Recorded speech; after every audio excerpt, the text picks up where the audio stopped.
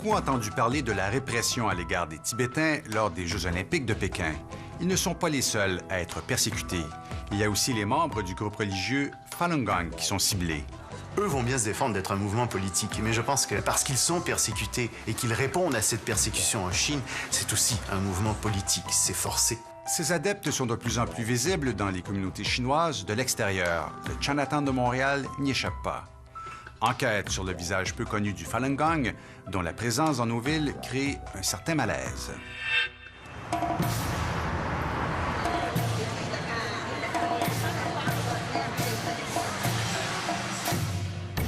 Le Chinatown, c'est un peu d'exotisme au cœur de Montréal. Avec ses dragons, ses magasins de souvenirs et ses restaurants de dim sum. Mais le quartier chinois, c'est aussi un monde qui cache bien des secrets. Derrière son visage insondable, il y a de sérieuses tensions. Depuis l'an 2000, l'agitation y est inhabituelle. Poursuites judiciaires de dizaines de millions de dollars. Menaces de mort, rassemblements illégaux, policiers impuissants. Et la présence d'un mouvement religieux peu connu et omniprésent qui dérange. Le Falun Dafa, mieux connu sous le nom de Falun Gong. Nous avons tenté de découvrir qui sont-ils vraiment. On en connaît peu de choses. Fondé en Chine il y a une quinzaine d'années, le Falun Gong promet la guérison du corps et de l'esprit. La pratique comprend des mouvements de style tai chi, de la méditation et l'exercice de 3 vertus, la vérité, la compassion et la tolérance. En très peu de temps, ce mouvement religieux soutient avoir attiré des dizaines de millions d'adeptes chinois. Ce mouvement chinois du Falun Gong s'est construit, s'est agrandi à l'intérieur de la Chine, un peu sans que le gouvernement chinois ne le voie.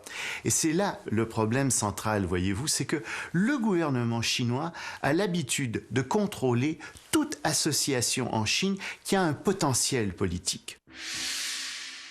C'est donc avec stupeur que le gouvernement chinois découvre le 25 avril 1999 l'ampleur du mouvement. 10 000 pratiquants osent l'affronter. Ils encerclent en silence le siège du Parti communiste à Pékin pour protester contre quelques arrestations d'adeptes. C'était 10 ans après les événements historiques de la place Tiananmen. La réaction ne se fait pas attendre. Rapidement, l'État interdit la pratique du Falun Gong, qualifiant le mouvement de secte funeste et antisociale. Une campagne d'éradication frappe les adeptes. Pékin émet aussi un mandat d'arrestation internationale contre Li Hongzhi, le leader qui vit en exil à New York. Le gouvernement chinois fait tout ce qu'il peut pour casser ce mouvement et pour l'éradiquer de la Chine. Plusieurs adeptes fuient la Chine et s'établissent aux 4 coins du monde. Certains obtiennent le statut de réfugiés au Canada. À Montréal, ils installent leurs quartiers généraux au cœur du Chinatown, dans un immeuble appartenant à un ennemi de la Chine communiste, le Kuomintang, le parti au pouvoir à Taïwan. Ils rejoignent une communauté chinoise établie au Québec depuis 125 ans. Une communauté pas du tout homogène, de quelques 100 000 personnes aux allégeances politiques diverses. L'arrivée des adeptes du Falun Gong bouscule une paix fragile. Le mouvement s'impose rapidement en occupant le seul jardin public du quartier. Beau temps, mauvais temps, ils sont toujours là, très militants, à livrer leur message.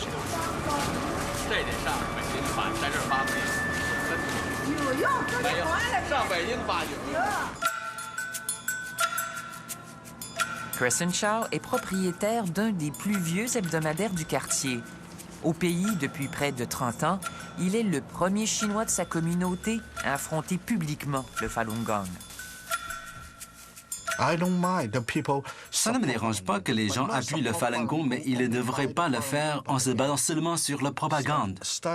Regardez de plus près les origines de ce mouvement, et aussi Li Hongzhi, ce dieu universel.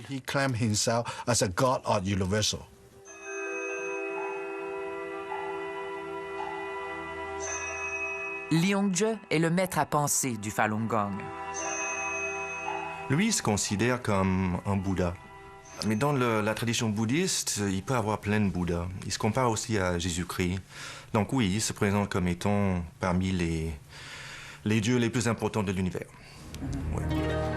David Hornby s'intéresse au Falun Gong et à son leader depuis près de 10 ans maintenant. Il en est devenu une sommité mondiale.